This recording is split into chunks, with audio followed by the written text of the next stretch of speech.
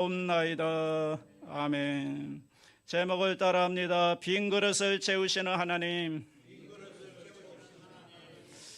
오늘 본문에 보면 이 선지자 중에 하나가 빚을 많이 지고 죽었습니다. 그래서 그의 아내가 엘리사를 찾아왔습니다. 아주 위급한 상황을 만나게 되었습니다. 이 채권자가 찾아와 가지고 너 빚 안 갚았지? 내가 네 두 아들을 나의 노예로 데려가겠다 하면서 두 아들을 빼앗아 간다는 것입니다. 이런 절망적인 상태에서 이 여인이 엘리사를 찾아온 것입니다. 우리 1절 말씀인데 같이 한번 읽어보겠습니다. 선지자의 제자들의 아내 중에 한 여인이 엘리사에게 부르짖어 이르되 당신의 종 나의 남편이 이미 죽었는데 당신의 종이 야훼를 경외한 줄은 당신이 아시는 바니이다. 이제 빚준 사람이 와서 나의 두 아이를 데려가 그의 종을 삼고자 하나이다 하니. 이렇게 막막한 상황이 됐는데 어떻게 하면 좋죠 하고 엘리사에게 하소연을 하는 겁니다. 여러분, 엘리사가 돈 있는 사람이 아닙니다. 엘리사가 무슨 돈이 있습니까? 그런데 왜 이 여인은 엘리사를 찾아왔을까요? 엘리사 뒤에 누구를 찾아온 거죠? 하나님을 찾아온 거예요. 엘리사를 찾아왔지만 엘리사와 함께 하시는 그 하나님을 찾아온 겁니다. 이 절박한 문제를 하나님께로 가지고 온 것입니다. 여러분, 우리가 문제가 생기면 어디로 가야 합니까? 이 문제를 해결할 수 있는 누구에게로 가야 합니까? 하나님께로 가야 되는 줄로 믿습니다. 문제가 있을 때, 절망적인 일이 있을 때 우리는 하나님께로 가야 합니다. 돈 문제도 그런가요?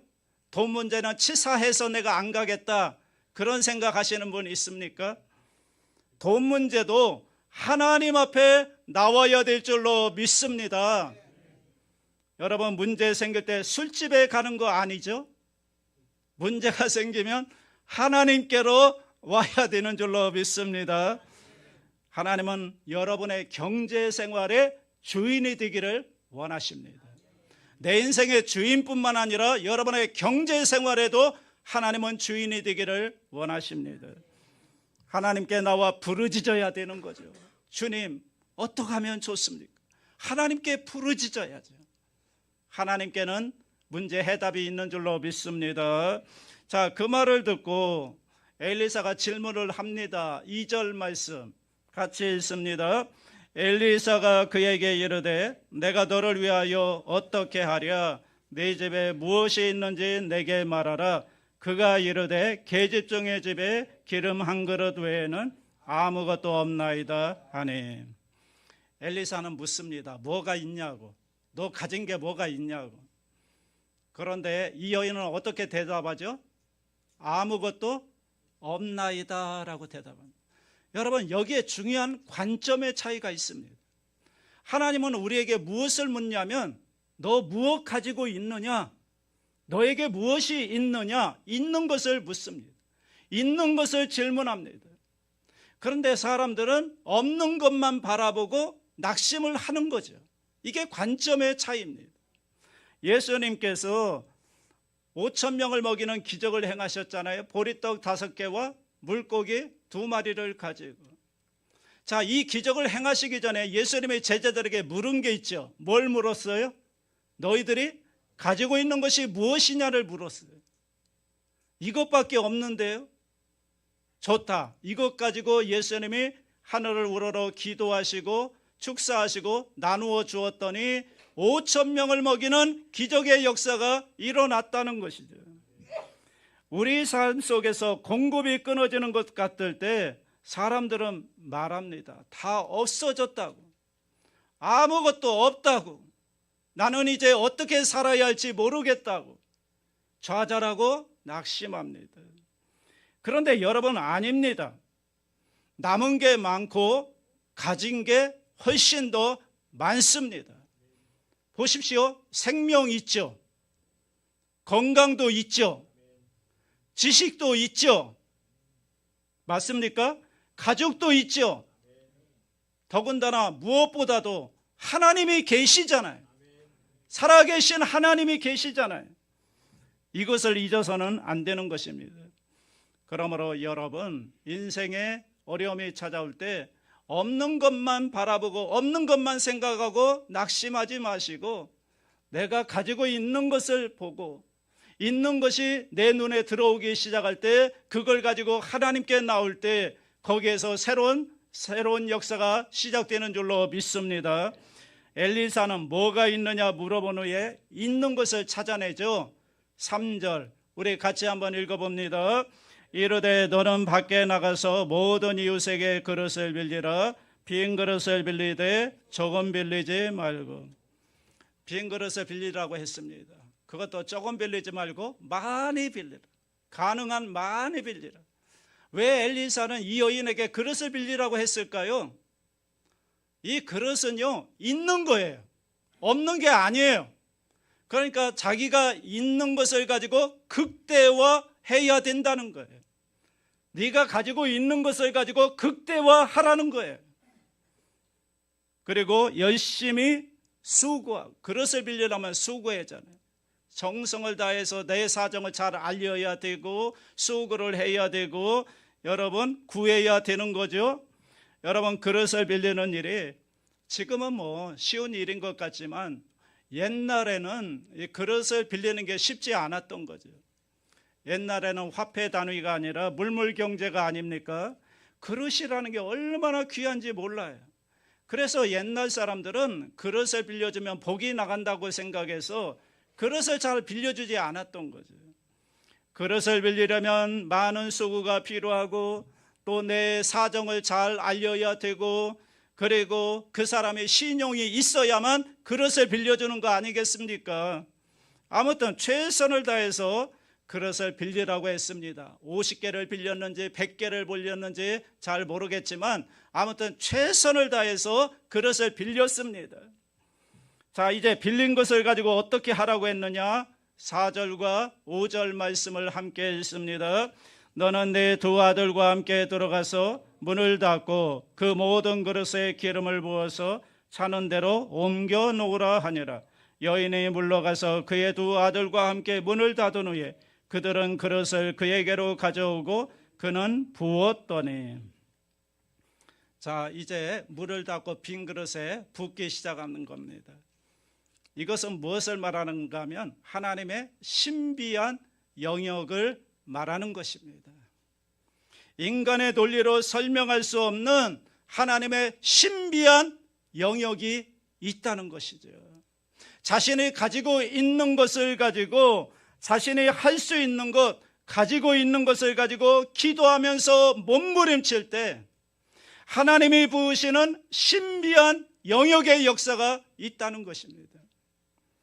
그래서 그릇마다 계속 붓는데 10개, 20개, 30개, 뭐 100개인지 1000개인지는 모르겠지만 아무튼 붓는 대로 그릇마다 다 기름이 가득가득 찼습니다. 다 찬질하고 기름이 끊어집니다. 여러분 재미있잖아요. 수고한 만큼 그릇을 빌렸을 것이고 그리고 그 빌린 수만큼 그것이 자기 것이 된 것이고 그리고 그릇이 되는 만큼만 하나님이 꽉 채워주셨다 그 말이죠. 그릇을 빌리는 정성, 그릇을 빌리는 신용, 내가 가지고 있는 작은 것을 극대화하는 수고들, 하나님은 그것들을 멸시치 않고 거기에 맞게 채워주시는 하나님이신 줄로 믿습니다. 여러분 우리가 이제 이 본문을 근거로 해서 가정경제를 한번 생각해 보기 원합니다. 여러분도 잘 아시겠지만 신앙적으로 볼 때 가정경제의 기초가 뭐냐? 닫힌 재정과 열린 재정을 구분하는 것입니다. 닫힌 재정이 있고 열린 재정이 있습니다. 한번 따라해 보시겠습니다. 닫힌 재정과 열린 재정. 닫힌 재정이라고 하는 건 뭐냐 하면 내가 생활할 때 꼭 필요한 비용, 절대적으로 내가 생활하는 데 필요한 비용이 있습니다. 이걸 닫힌 재정이라고 하는 겁니다. 이 닫힌 재정의 내용이 대개 세 가지입니다. 첫째는 11조와 헌금, 곧 하나님과의 관계에 속한 재정입니다. 이것을 먼저 구분해 놓는 거죠. 정해 놓는 거죠. 이게 첫 번째 제일 중요한 것이고, 두 번째, 경상비로서 이제는 내 삶을 영위하는 데 있어서 꼭 필요한 고정적인 지출 있죠. 이걸 두 번째로 정해 놓는 겁니다.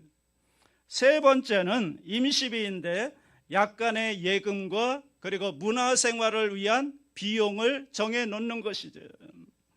이 세 가지가 닫힌 재정인데, 이 닫힌 재정을 한마디로 말하면 뭐라고 볼 수 있느냐면, 내가 검소하게 살아가는 데 있어서 꼭 필요한 금액, 이게 닫힌 재정입니다.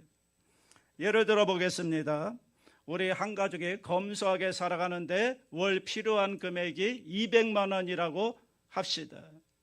우리가 이제 기도하면서 이 200만 원을 정해 놓을 수 있겠죠. 그런데 내 월급은 180만 원이에요. 그럼 어떻게 하죠? 20만 원의 갭이 생기잖아요. 이 부족한 것을 어떻게 해야죠? 여기서 이제 기도의 문제가 등장하는 거예요. 우리가 절대 필요한 것을 하나님께 구할 때 하나님은 그 필요를 채워주시는 줄로 믿습니다. 채우는 방법은 세 가지가 있습니다. 첫째, 필요한 액수를 채워주시는 거예요. 20만 원을 채워주는 거예요. 아무튼 어디서 생겨. 이건 신비한 영역이에요. 나도 모르는데 하나님께 기도하면 나의 부족한 금액이 어떻게 하든 생겨나요. 채워져요. 이것도 응답이에요. 두 번째는 20만 원이 부족하다고 생각했는데 그 마음이 없어져요. 내 마음에 만족한 마음, 만족한 은혜를 부어주셔요. 그래서 이대로도 족하다, 더 이상 필요 없다고 하는 풍성한 은혜에 감격하게 되고 만족한 은혜가 생겨나게 되는 것, 이것도 응답입니다. 자, 세 번째는 사건 자체를 없애기도 합니다. 아이 병원비, 치료비가 필요했는데 하나님이 그냥 낫게 해버려. 그래서 더 이상 필요 없게 만들어줘. 그래서 필요 없이 해결될 수 있도록 만든다는 것, 이게 바로 닫힌 재정의 영역인 것입니다. 자, 그렇다면 그 반대가 뭐죠? 열린 재정이 있습니다. 열린 재정이란 뭐냐면 언제나 하나님 앞에 열려있는 재정을 말하는 것입니다. 그러니까 닫힌 재정을 넘어서는 수입들, 더 원래 180만 원이었는데 그것보다 더 벌 수가 있고 생겨날 수가 있잖아요. 이 오버하는 부분들, 다시 말해 하나님께서 명하시는 곳에 쓸 수 있고 의미 있고 가치 있는 일에 사용할 수 있는 그러한 가능성이 있는 재정들을 열린 재정이라고 말합니다. 저는 여러분의 열린 재정이 더욱 풍성해져서 하나님의 일에 귀하게 쓰임받는 은혜가 있기를 주님의 이름으로 축원합니다. 저는 오늘 본문을 묵상하면서 빈 그릇을 채우시는 하나님의 믿는 성도들이 반드시 해야 할 두 가지 지침을 여러분에게 말씀드리고자 합니다. 첫째로는 만몬의 영을 몰아내야 합니다. 성경에 보면 예수님이 돈에 대한 말씀을 많이 하셨는데 그 중에 가장 중요한 구절이 마태복음 6장 24절인데 우리 같이 한번 읽어보겠습니다. 너희가 하나님과 재물을 겸하여 섬기지 못하느니라. 하나님과 재물을 겸해서 섬길 수 없다고 했는데 여기서 말하는 재물은 뭘까요? 여기서 말하는 재물이라는 단어를 보니까 만몬이라는 단어를 썼습니다. 그러니까 다시 말하면 하나님과 만몬을 겸하여 섬길 수 없다, 그런 말이죠. 자, 여러분, 만몬이란 말 들어보셨죠? 만몬이 뭐죠? 만몬은 가나안의 신 이름입니다. 이 돈을 가져오는 신의 이름, 그게 만몬입니다. 이것을 신학적으로 정의하면 돈을 사랑하고 신뢰하게 만드는 영적인 권세를 가리켜 만몬, 그렇게 이름을 붙이는 것입니다. 그래서요, 돈을 사랑하고 돈을 섬기도록 만드는 악한 영의 실체를 이름하여 뭐라고 한다? 만몬이라고 한다. 여기서 나온 말이 만모니즘, 황금 만능주의가 여기서 나오게 됩니다. 그러니까 우리가 앞에는 돈이 있어서 그 돈에 관심을 갖지만 그 돈의 뒤에는 뭐가 있는 거예요? 만몬의 영이 붙들고 있는 거예요. 그래서 그 돈에 묶이고요, 그 돈을 사랑하게 되고요, 그리고 그 돈을 위해서라면 무슨 짓이라도 할 수 있도록 만드는 악한 영의 실체가 뭐라고요? 만몬이라는 거예요. 자, 그렇다면 이 만몬이 얼마나 우리의 삶을 지배하는가를 한번 보겠습니다. 돈이 최고라는 거죠. 돈 없으면 못 산다는 거죠. 그래서요, 돈에 집착하고 돈을 사랑하게 되고, 그리고 돈 때문에 무슨 짓이든지 할 수 있도록 만드는 것이 이 만몬의 영의 실체인 거죠. 제임스 패터슨이라고 하는 분이 돈을 벌기 위해서 어디까지 희생할 수 있는가를 조사를 했습니다. 만약에 당신이 200만 달러를 벌 수 있다면, 우리나라 돈으로 25억, 약 25억을 벌 수 있다면 이것은요, 한 가정이 한평생 먹고 살 수 있는 그런 돈입니다. 200만 달러를 벌 수 있다면 당신은 무슨 일까지 하겠는가? 25%의 사람들이 온 가족을 다 버릴 수 있다고도 대답을 했습니다. 여성의 25%는 매춘부가 돼도 좋다고 했습니다. 7%의 사람들은 사람을 죽일 수도 있다고 대답을 했습니다. 자, 많은 사람들이 돈만 생긴다면 어떤 일이든지 할 수 있다는 생각을 가진 사람들이 점점 많아지고 있는 거예요. 정말 이런 의미에서 돈은 이 시대의 신이 되어버렸습니다. 여러분, 이 만몬의 영을 몰아내지 않으면 돈의 지배를 받을 수밖에 없는 것입니다. 자, 두 번째, 그렇다면 우리는 참새 믿음을 가지고 살아야 한다. 한번 따라합니다. 참새 믿음을 갖자. 이 강력한 만몬의 영으로부터 어떻게 벗어날 수 있는가? 어떻게 이 만몬의 영으로부터 자유로울 수 있는가? 내 결심으로 될까요? 인간의 힘으로 될까요? 절대로 벗어날 수 없습니다. 왜냐하면 이건요, 만몬의 영은 영의 힘이거든요. 영의 힘이기 때문에 인간의 힘으로는 벗어날 수가 없는 거예요.